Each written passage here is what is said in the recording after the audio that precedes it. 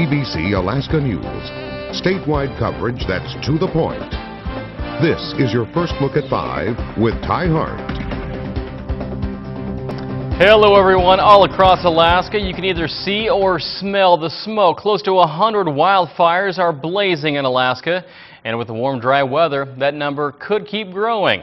2 of those fires are causing periodic shutdowns of the Elliott Highway in the interior. Steve Brawn gets us rolling tonight from the newsroom. Hi, Steve. Hi, Ty. The Applegate and Cascade Ridge fires are burning about 14,000 acres each, and their proximity to the highway is causing some big problems. The 2 fires have jumped the Elliott Highway multiple times, causing it to close down from time to time. The pipeline is also being threatened by the blaze. At its closest point, the fire is about 8 miles away from the line, and the wind is blowing the fire towards it. So far, there haven't been any structures lost in the blaze, but that could change depending on the weather.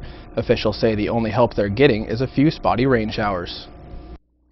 There's a lot of crews out there, both Alaska Village crews and hotshot crews from down in the States, and everybody's doing real well.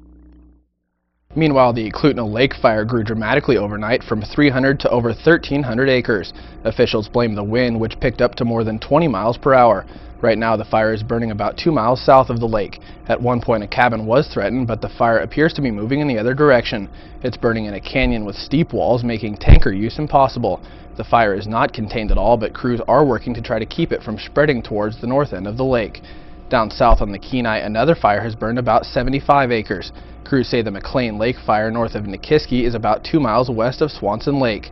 It was first reported yesterday afternoon. The fire isn't threatening any structures, but it is affecting the air quality down on the peninsula. Officials do say that the cooler temperatures and light rain are helping crews get the fire under control. Meanwhile, the Eagle Trail fire burning near Tok is also growing. Lightning started the fire last Wednesday. Officials say it's now at about 9,000 acres and is moving away from Tok and Tanacross. There are more than 500 people working on controlling the blaze, which is about 15% contained. Residents have been allowed to return back to their homes, but that could all change depending on Mother Nature. They haven't gotten much rain. We don't have the extreme high temperatures and extreme low relative humidities that we did over the last few days. But even so, they've had some pretty significant fire behavior there, and the fire is still very active and growing in size, although not as much as it was growing a few days ago. Now, the state's largest fire is still the Toklat fire burning in the interior. That fire is up to over 130,000 acres. And as a reminder, all permit burning is still suspended here in South Central and in the interior. Understandably so. Thanks a lot. Steve Brawn tonight.